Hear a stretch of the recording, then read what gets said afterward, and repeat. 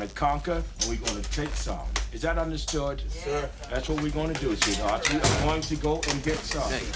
All right, people, on the ready line.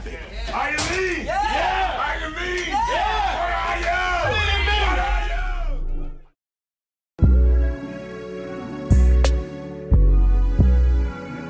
The Exceptional Parent Magazine March issue covers helpful information on hearing, vision, and speech impairments. As always, there is a special military section as well. Sign up to read for free and receive the free monthly newsletter at epmagazine.com.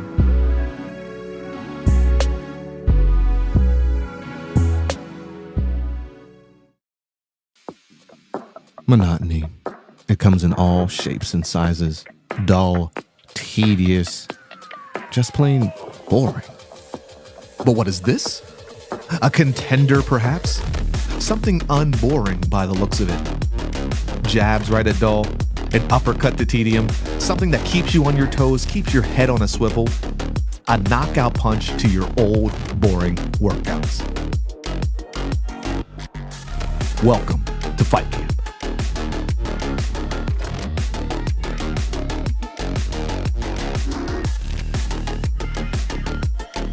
Oscar Mike Radio is a proud podcast partner of REITs Across America Radio, heard every Thursday at 11 a.m. and Sunday at 8 a.m. Eastern. They're also big supporters of the nonprofit I Got Your Six, Two Lives at Once. And with every REIT you sponsor through Oscar Mike Radio, $5 goes back to this great organization dedicated to making a difference in the lives of veterans, law enforcement, firefighters, and first responders battling PTSD. Two Lives at Once pairs these brave men and women together with dogs rescued from kill shelters. In this way, two lives are saved at the same time by saving each other. Donate now. Go to REITsAcrossAmerica.org/Oscar Mike Radio to help. That's REITsAcrossAmerica.org/Oscar Mike Radio.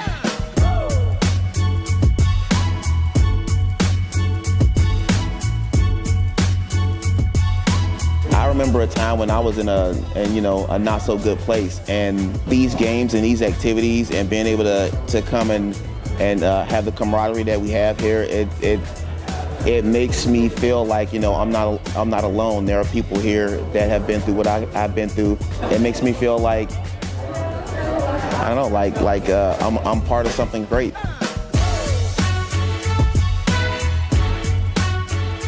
Just let yourself go. Give it a try.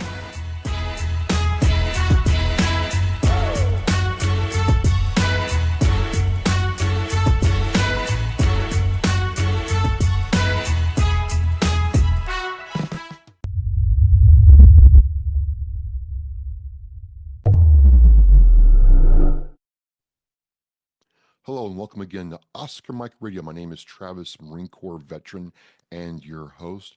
Oscar Mike Radio is co-produced by Sinister One Productions. What's your podcast doing? I want to thank my sponsors, Joyce Asack of Asack Real Estate, and my supporters, Travis Arnold, Army National Guard veteran of Caisson Shaving Company, Exceptional Parent Magazine, Thank You Faye Simon, and Fight Camp. Be your strongest combination. It's we're moving through the year. I love the topic we're going to talk about with my next guest. Right up there with helicopters, even though I'm a Marine, submarines hold a great deal of fascination, inspiration, satisfaction to me for a lot of reasons, personal and professional. I think of submarines as like earthbound spaceships. and the people that work on the subs or boats, the bottom guns, are just a special breed. And my next guest is a Navy commander, served in the submarine forces, an author. We're going to talk about his book, Submerged. Commander Henry Rausch, welcome to Oscar Mike Radio. Thank you very much for having me. So you reached out to me and you got this book, and I checked it out, and I'm like, I'm in. I drop what you're doing, stop the press, stop the tape. Let's get this guy on. I want to go and learn all about, what you do. You've served in the Navy. You're a writer. You've authored multiple books. You're a private pilot, so you're below water, on the earth, in the air. You're like a supreme being in my view. But let's start off with the beginning. Who is Henry Rausch, and how did he go into the Navy, please? Yeah, yes, sir. Yeah, thank you. I was a Navy brat. My dad was a career master chief in the Navy, and he was a naval corpsman. And like we were talking before, a lot of experience with the Marine Corps as he served with the Marines for 6 years, and he was in Vietnam and then gone at sea a lot. Um, I I studied pretty hard and got a scholarship to Stanford. I wanted to be a doctor, and Stanford's very good about they put me in hospitals, they put me working with doctors, and after 3 years, I realized I didn't want to be a doctor. Nothing against doctors, it wasn't for me. And then, but I had this chemistry degree, and I had a very high GPA because that's one of the things about getting in med school. You have to keep your GPA up. It's kind of cutthroat that way. And what was I going to do? The Navy recruiters came to me and basically gave me a deal. They said, "We'll send you for training for 2 years in nuclear power training, and we'll commission you to go to officer candidate school and then submarine school. And after that, spend 3 years on a submarine." And just sounded exciting, one. And two, I did have a military background growing up as a Navy brat. So I knew a little bit about what I was getting into, not as much as it turned out I did. But that's why I joined. I went to officer candidate school and then went through the nuclear power training, which consists of going book learning for 6 months and operating a nuclear reactor for 6 months, and then submarine school, and then to my boat. And I talk about all about that in the book. Just my progression. I spent 3 years as a junior officer. And then I taught at UCLA for a while at a ROTC unit in UCLA. Then went back to sea as a weapons officer, and then decided to get out of active. And after about 11 years, spent about 11 years in the reserves and retired as a commander. And that's it, short and sweet. Love it, love it. What was it like when you dove for the first time and you realize, oh, this is for real. The ocean is literally closing over the boat, and now we're in this for real. Does it ever get old, the whole submerging process? It doesn't get old, and you're very cognizant. To be honest with you, when I was junior and I didn't know enough to really understand all that was happening, all that was going, all the checks that had to be made to submerge. I'll be honest with you, I kind of treated it, the first time, to answer your question, was kind of like being on an elevator. You don't think of all the interlocks on an elevator, you just trust it. Now, if you had actually engineered an elevator and you're responsible for all the interlocks and safeties, you'd think a lot more when you stepped on that elevator. And I think the situation is kind of similar where, yeah, the first time, to answer your question, I didn't really think about it. That's what submarines do. They go down and they go up. Yeah. Now, as an officer responsible for that, and I talk about in the book, it's a little bit more sobering, right? There's a lot of things that have to happen correctly. You have about 100 men. There's women in submarines now, and there was just men then. So I'm not being sexist. It was just men, back Right. then. There's about 100 men, and every single one of you depends on every single area to do its job. Not dissimilar in the Marine Corps, when you're in a fire base or something, it's there's no fakers there. There's nobody, and different people have different reputations, but by and large, you trust everyone else do their job to bring you back safely. What were some of your highlights of being on a submarine? Because again, one of the things that interests me is you're out there. Like I have read where even I wouldn't say enemies, but other foreign submarine, commands, they could be off the coast of San Diego, off the coast of Jersey at any time. And if you're not on your game, you won't even know that they're there. You'll never know that they're there. What's it like being in that kind of environment day in and day out? And sir? Yeah, they well, hopefully, if they're right off the coast, we will know about them. That's our job, right? Is to keep tabs of that kind of things, and that's so to I think the best answer to your question you said in the prelude, it's not dissimilar to being a spaceship, earthbound spaceship. I would say it's much, much more like being on a spaceship than being on a spaceship is, and I talk about this in the book. And the reason I say that is. If you're on the International Space Station and stuff, and not taking anything away from them, but they talk to their families every day. They get emails. There's one guy, Canadian guy, does YouTube videos for Pete's sakes. There was and I talk about this in the book. There was one astronaut. I think she hacked into her lover's bank account from outer space. I mean, you're not separated in any stretch of imagination.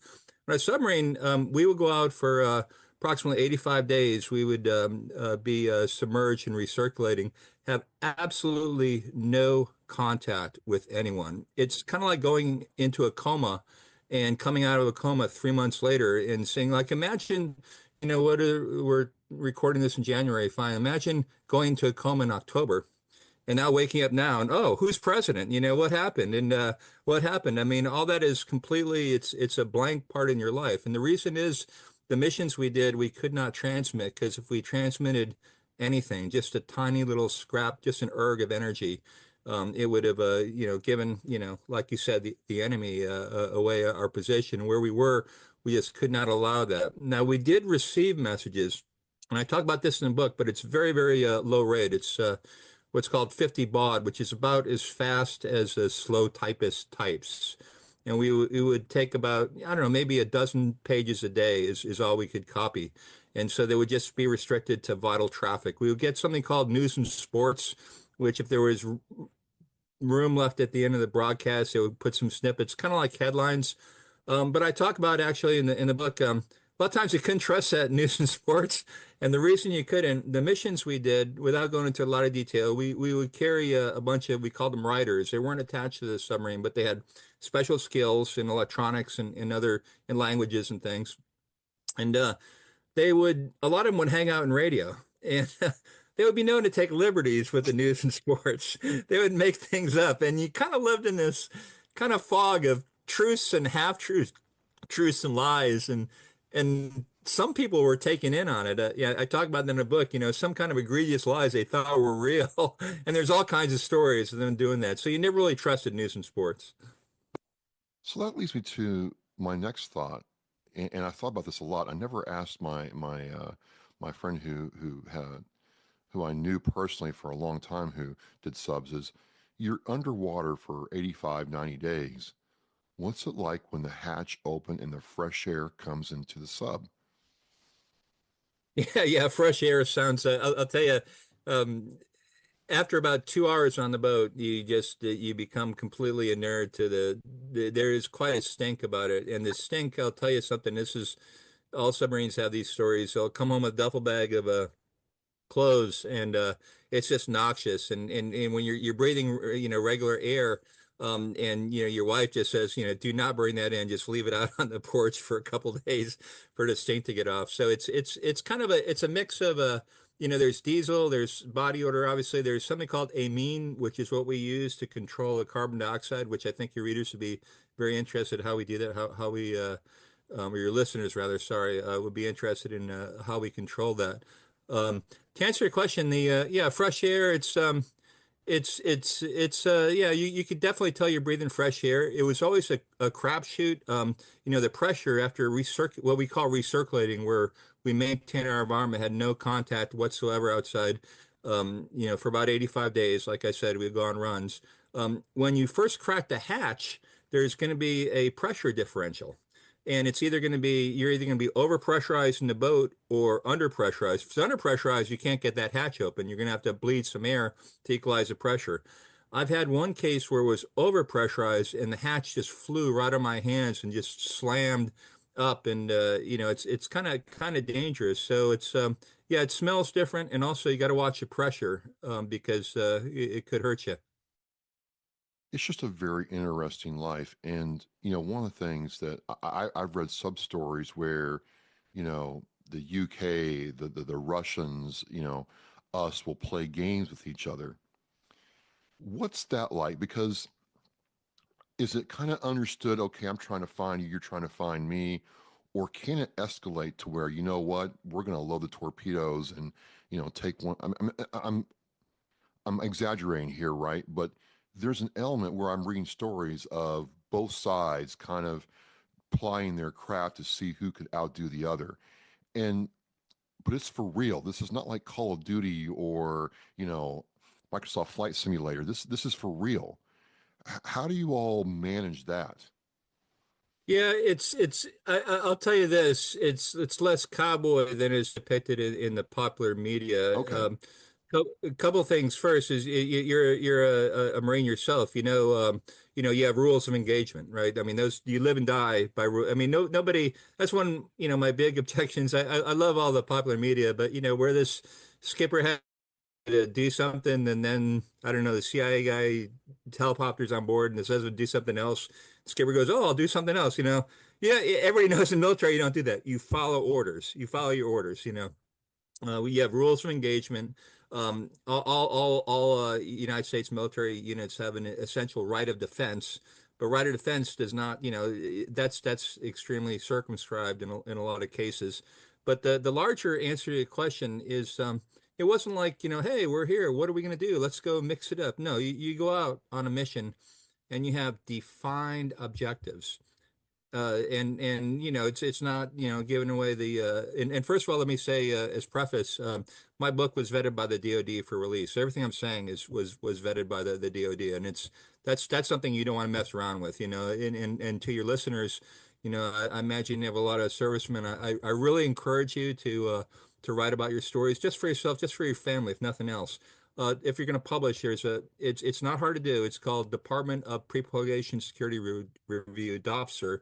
And night and day, it's not hard to do. You send it to them. It took me about 2.5 months. Get that approved because you don't want to be on the other side of that. You don't want to have somebody knocking on your door. We'd like to talk to you about what you published.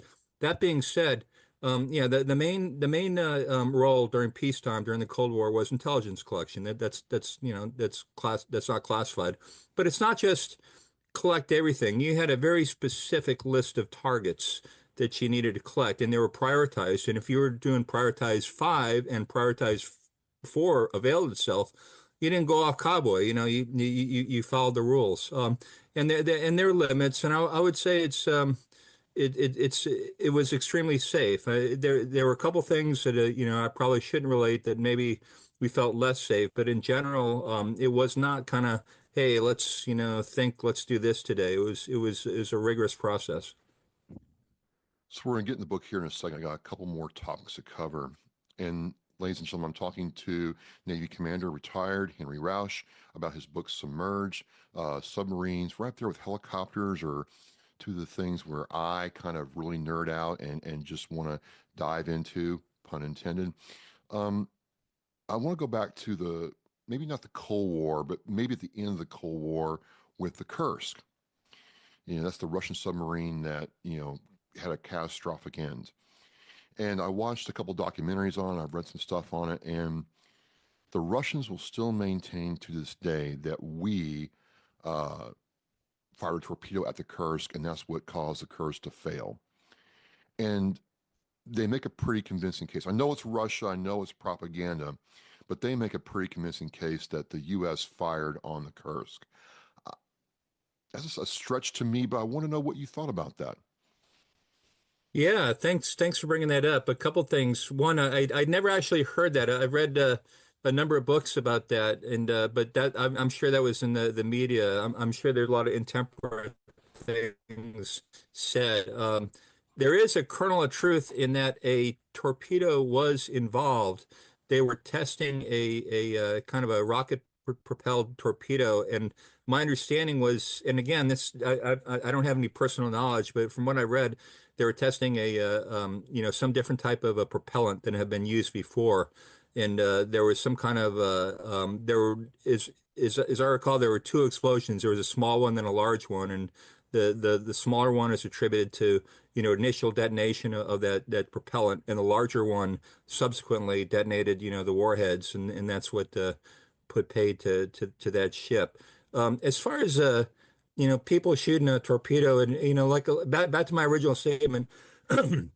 Rules of engagement are you don't violate them. There is an inherent sense of self-defense, but just think about it. I mean, why would you, if just shoot a torpedo willy-nilly? That doesn't make any sense.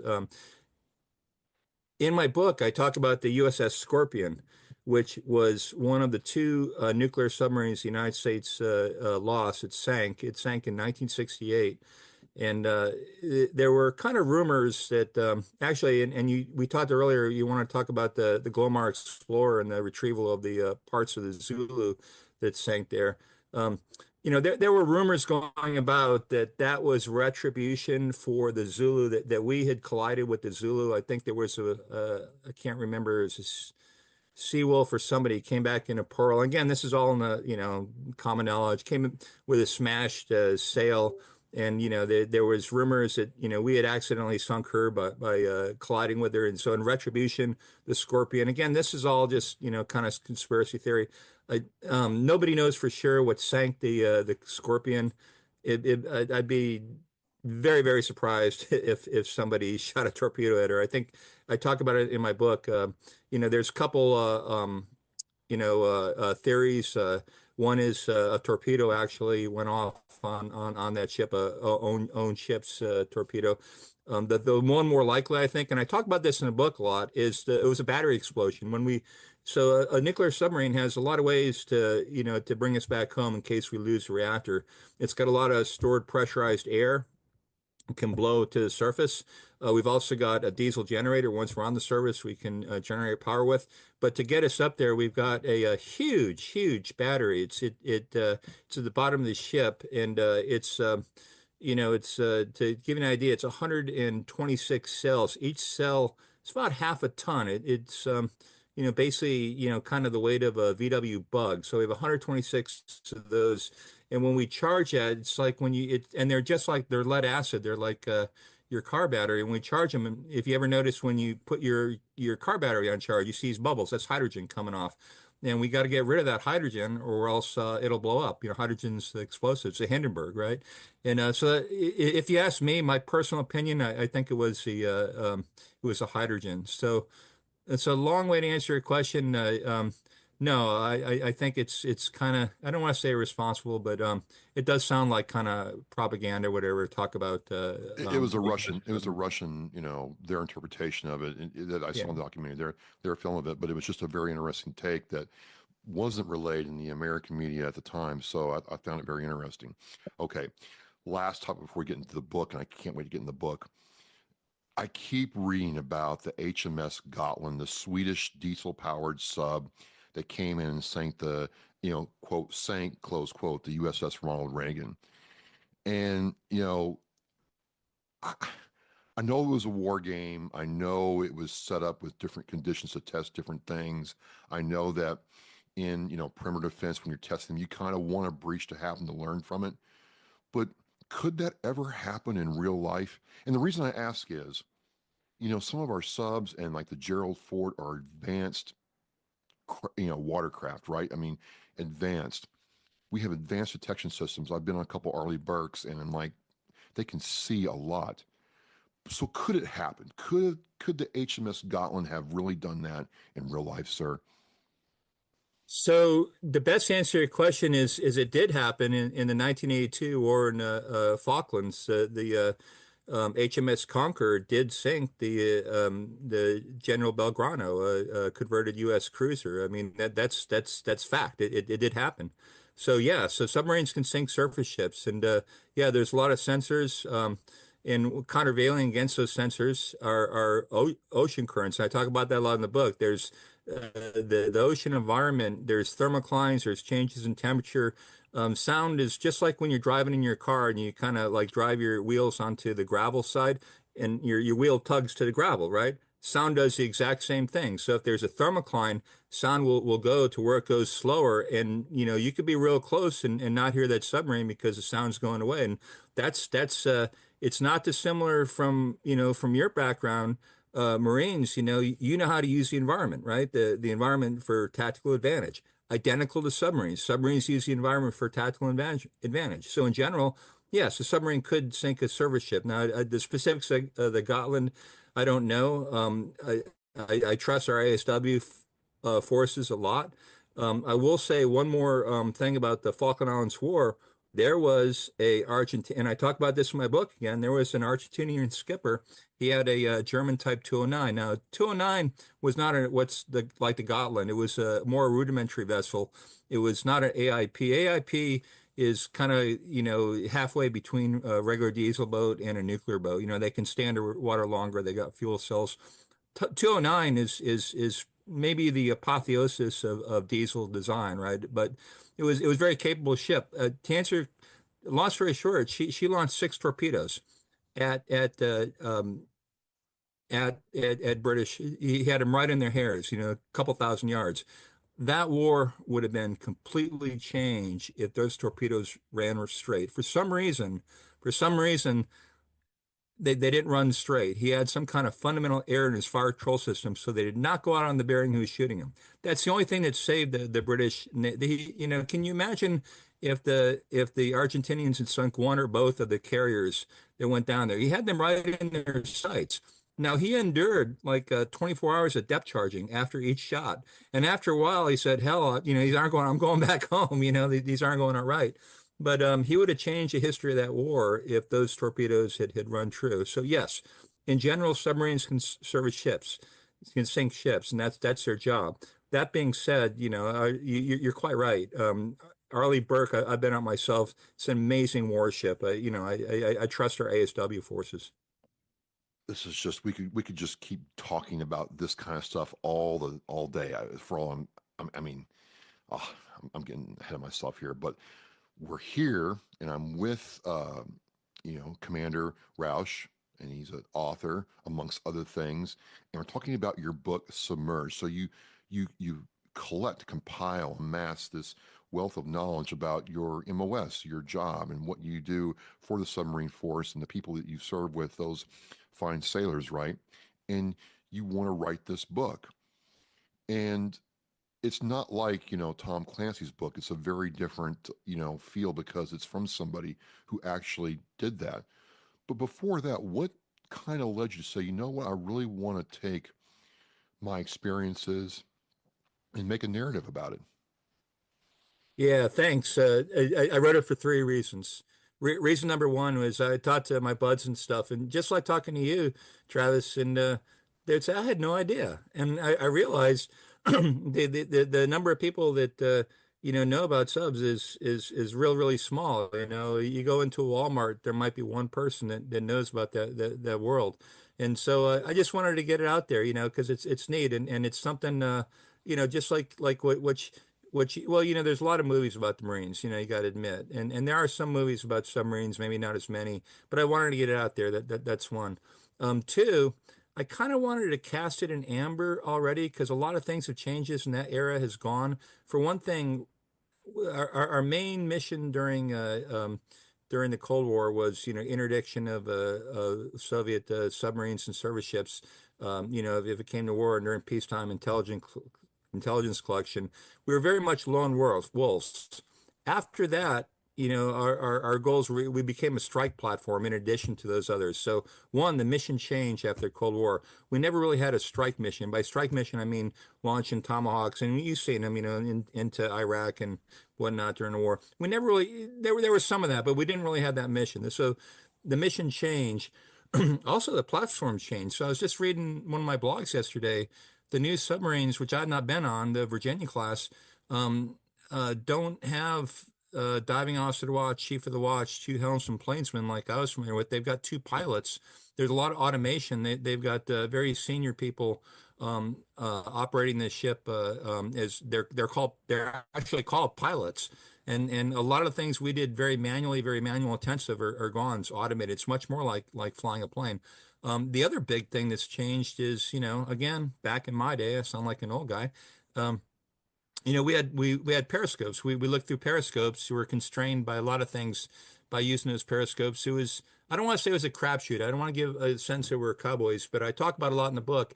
Again, with the thermoclines, with the changes in water temperature, a lot of times you get up and be very surprised. There'd be a ship there you had no idea was right on top of you. And there's been about a dozen accidents where lives have been lost because submarines have come up and collided with ships they didn't know was there. That's changed a lot. Now we don't have those type of periscopes anymore. We have these fiber optics that give a better view of things. So the second reason I did it was kind of to put it in amber, there was a fellow, Richard Henry Dana, in 1840s. He went to Harvard, didn't go to Stanford, but he went to Harvard. I don't think Stanford existed then. But he got out, and instead of becoming a doctor or lawyer, he got on a whaling ship, and he wrote this book 2 years before the mast. And that book, Cast in Amber, if you want to know what it was like to be on a whaling ship in 1840, you read that book, because they just all the details. And that's what I was kind of doing. I wanted to cast in amber how it was for that, because that age is kind of gone. And the third reason I wrote the book was I was kind of frustrated what was out there. I'd read some very good books that I really enjoyed by relatively junior enlisted people, and those really told it like it was. And I could not say that about the books that I read. I'm not, throwing anybody in their butts, but the books that I had read, from senior officers, I want to say they kind of all drank the Kool-Aid. They all, it was kind of whitewashed. I mean, I'll tell you this, I have read reviews of cruises on Travelocity, a TripAdvisor, that had more fear and hate in them than I've ever read in any book written by a senior officer about the submarine force. I mean, these people drank the Kool-Aid, and I'm very much a patriot, but I'm a patriot with open eyes, and there's goods and bads, and I wanted to get that out there and have a kind of countervailing. Well, this is one of the things I noticed. You talk about the book where there's true like family consequences, because that husband's cut off from his wife, and if there's problems going on, it causes tension. And I don't remember that being in like Red October, or even the movie on the K-19 Widowmaker, or anything else. I thought that was very interesting that you put that kind of real world context in there. Like, what does happen when you have a family issue? And I think people need to understand that there's a cost to what you all do as submariners. My wife miscarried when I was at sea. I got a message I couldn't return. I had to stay on the boat, and she had to deal with that herself. A couple runs later, I went to sea knowing my kid would be born while I was at sea. That's fine. That's what you signed up for. But I got this message, like a month and a half too early from when he's supposed to be born, saying, "Oh, he's born. Everything is fine." I knew he wasn't fine. I knew something, but they're not going to tell you because they want you focused on your job. And there was a long period there, and I talk about this in the book, where I really didn't know if they were alive or dead, because I knew they wouldn't tell me if they had died, because they want me focused. So it was kind of stressful. So yeah, so imagine, like you get a message, a month and a half early, your kid's born, everybody's okay, don't worry about it. And I talk about that in the book, on the Scorpion. It's kind of a sad chapter in history. Scorpion sank 6 days before she was supposed to return to Norfolk. Well, they knew she had sunk, right? I mean, they could hear the explosion and all that, but they let the wives and children just get on the pier and never told them. They, oh, sorry, it didn't show up. And they came home, they found on the news the Scorpion. That's how they found out. They let them get on the pier, even though knowing it had blown up. So all that was going through my head, that are they alive or dead? And I didn't know. And I don't want to paint myself as like a victim. That's just what you sign up for. You're told something bad happens, you're probably not going to be told because we want you focused. I talk about others. We had these things called familygrams. We could actually, I was a little bit imprecise when I said we didn't get any info. We got these things called familygrams, like 50 words. Basically, they were postcards, and your wife would fill out 50 words and couldn't say anything operational or anything bad on it. That would be edited out. And it was generally the cat's fine, whatever, all this stuff. Sir, wait a minute. Your wife only had 50 words to communicate with you. Most wives aren't even getting warmed up at 50 words. Most wives need about 5,000 to get it all out. How? You would be surprised. So let me tell you, first of all, there are no better cryptographers in the United States than submariners wise because they have got these codes all worked out that nobody can break, So as long as it's worked out ahead of time, it's amazing what they can put in 50 words. And it's quite funny. And like I said, I talk about it in the book, you know, uh, they have ways of getting words out. So you give them I think about 4 or 5 of these postcards. Long story short, and this is kind of a sad case. One fellow, his wife left him in the middle of the run. That happens a lot. It's a very tough, divorce and separations are really hard. Just like from your deployments in the Marines. Um, so his wife just handed out these cards to random people in the apartment complex, and it shouldn't have gone through, but he starts getting these familygrams. You don't know me, but your wife left you. It's like crazy. And can you imagine being submerged for 85 days on a steel tube and you start getting these messages like that? I mean, yeah, it's tough. You write the book, and I always ask authors this. You put this to pen and paper, or on the word processor, the Microsoft Word, and you get it done, and you finally get it to a publisher, and you hold that first copy. What was it like thumbing through your book and seeing your words on print for the first time, sir? Well, I'm a submariner, so I had no elation or pride. Every little tiny micro niggle, I was like, oh my God, I can't believe I let that through. And I was very, very hard on myself. And to answer your question, what I did, I got that author proof, as it's called, and I went through with a pen, and everything, even if it was like on the gray area, I was like, and I marked that thing up like a big dog. And then I edited it right on the spot. So yeah, it was. Yeah, it's gratifying to answer your question. I think it's much more gratifying actually not to see my words in print than to get a review. And I've gotten some very nice comments from people, submariners, who said, "Look, you told it like it was. Just they said I smelled the amine when I read your book. I smelled the diesel like this. I captured it, and that I'll yeah see my words in print. Yeah, that's nice. As long as they weren't messed up. But I was much more gratified when I got responses from my fellow submariners. Now, has your family given you any feedback about the book when they read it? My wife read it, and she read it, and she would give me comments. I got some good comments from other family members. My sister, actually, I want to give a shout out to her. It's a rough around the edges book. It's not PC, and I'll tell anybody that right now. Winston Churchill, one of my favorite quotes from him. He said, "We sleep soundly at night because rough men stand ready to do violence, for us." Those rough men are not PC. Those rough men are, you'd kick them out of 1,000 Facebook groups for the kind of things that. So it is. So she toned down some of the roughness out of that, and I really thank her for that. The future of submarine warfare seems to be getting more and more advanced. To your point about automation, I'm familiar with, by way of example, my only comparison is the USS Zumwalt. It's that ship built in Bath, Maine that, there's only 3 of them, and it's so automated now and so advanced that they don't even know what to do with it. Do you ever see a point where AI, robotics, and other things can replace submarines? And the reason I ask that is you have drones now, pound for pound, weight for weight, inflicting massive damage on targets that, like the F-35, which is like $150 million a copy, can't do for the same price. Do you ever see where they kind of make the submarine force smaller but more? Does that make any sense what I'm trying to say? Where you can have 100 units going out automated for patrol that are not crewed by humans doing the same job as one, Virginia class submarine?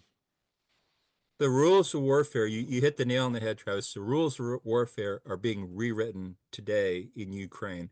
You've had these water drones that are taking out, the massive warships. The rules of warfare are being changed.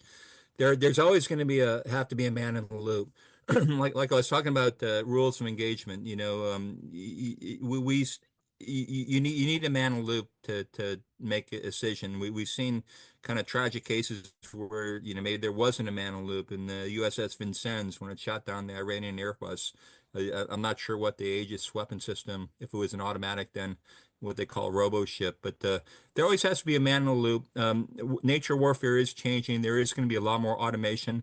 I'm not the expert. I have seen, topologies where you have one man ship controlling a number of what we call UUVs underwater, like, drones underwater, right?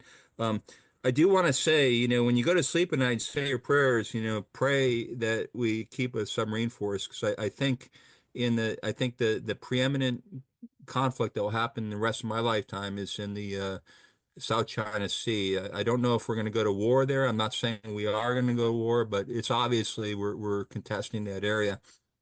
The Chinese have these hypersonic missiles that extend out to about the range of Guam right now. That's basically creating a no-go zone for carriers, because there's really no way to defend against hypersonic missiles, to the best that I've read and understand. And so you've got what's called the second island chain. A service ship cannot penetrate beyond the second island chain in a hot war without being subject to these hypersonic missiles. The only thing that can bring the fight to the enemy in the South China Sea is United States submarines and Australian submarines, if we get those.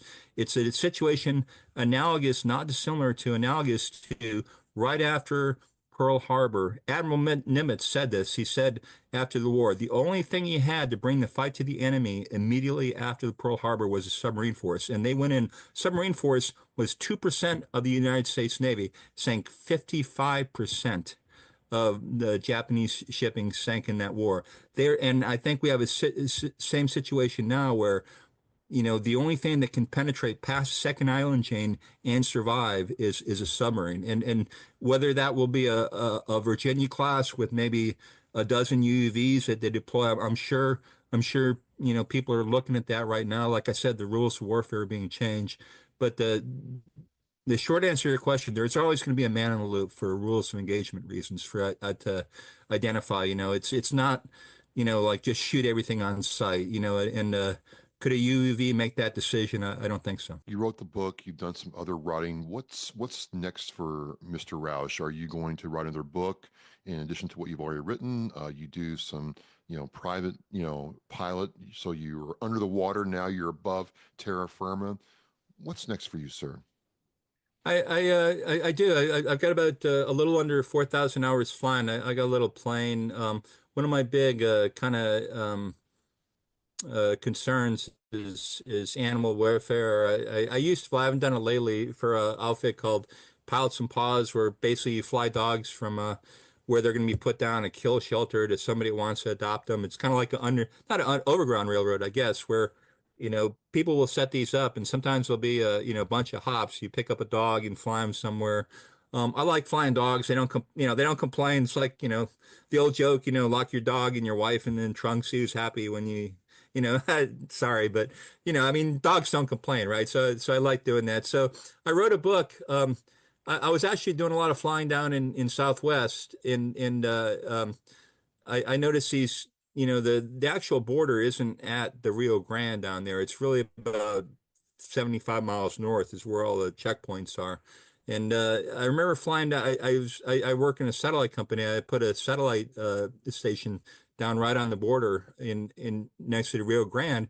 And then when I took off, I flew over. I noticed these checkpoints. And when I was doing the job putting the satellite station in, I noticed all these people walking across the Rio Grande. They'd walk during the day and walk back to the Mexican side at night. They were day workers. And I was thinking, what would stop me from flying these people over? So long story short, I wrote a book along that line about a fellow who basically gets roped into flying, immigrants across the border checkpoints. And I call it the Hot Wire an Airplane. And it should be out this year. Nice, nice. How can people connect with you and your book and, see what else you're up to? I've got a website, henryrausch.com. Henry, Henry, Rausch, Rausch. And you just, drop me a note on that, and I will return return it. I used to have an alias. It's kind of you're more, you run a podcast, you're more techie than I am. I used to have an alias author at henryrausch.com, but it stopped working. So just find that website, and there's an update thing, and I will respond to every single email. Well, I will have the link to that website in the Oscar Mike Radio show post for this conversation. So you can contact or see what Mr. Rausch is up to anytime you'd like. I just think it's cool that you have brought this light into the depths of submariner service. Bob, the story goes, I was out of the Marine Corps trying to get a job, and Bob was a submariner probably right before you went in, because he retired from IBM, and he liked picking fun at Marines or whatever, but we talked a lot about what he did, the training, emergency servicing, bowels control, all that stuff. And he had a bone to pick with Tom Clancy. He didn't like Red October at all. I do remember that. He liked the fact that the submarines got some movie time, but he's like, that would never happen. That would never happen. So he hated it and liked it at the same time. I do remember that. But past that, some of these things that I've read and talked to other submariners like yourself, it's just I know the Marines like to think that we're an elite community, but I really believe when you dig into what you all do, that you're truly a special, fraternity in military service. So I just thank you for coming on and sharing with me, sir. Well, it's been really, really wonderful being on your show. Thank you very much, Travis. Well, there you have it, folks. You want to see a different part of the Navy, and I know the aircraft carriers are really big and easy to see, but underneath the waves lurks a different kind of threat deterrent, and Submerged is all that and more. Commander Rausch, I want to thank you for coming on. As we say in Oscar Mike Radio, we're Oscar Mike Mission Flight. Thank you very much.